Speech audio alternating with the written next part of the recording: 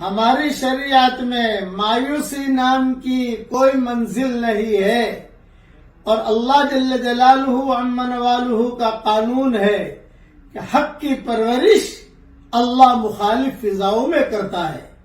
امام بخاری رحمت اللہ علیہ جب پیدا ہوئے والد کا انتقال ہو گیا، پھر کچھ ایسی بیماری لگی کہ نابینا ہو گئے۔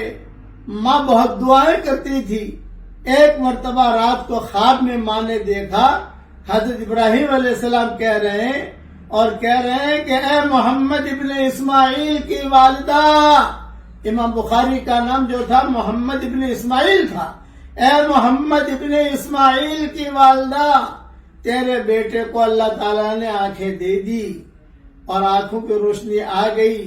صبح ماں جاگی، امام بخاری جو کھیل رہے تھے، ادھر بھاگ رہے، پھر تو اللہ نے ان کی آنکھوں میں ایسی روشنی کی کہ انہوں نے کئی کتابیں چاندنی رات کی چاندنی میں لکھی ہے انہوں نے، امام بخاری نے، خاص طور سے تاریخ کبیر کے بارے میں آتا ہے۔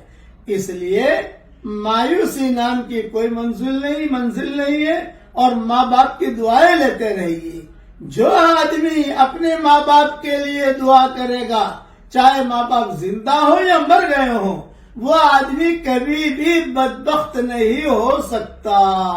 بس ساری دلیلیں قرآن کے حدیث کی پہلے بیان کر چکا ہوں۔ اللہ تعالی ہم سب کو ماں باپ کی قدر کرنے کی توفیق عطا فرمائے۔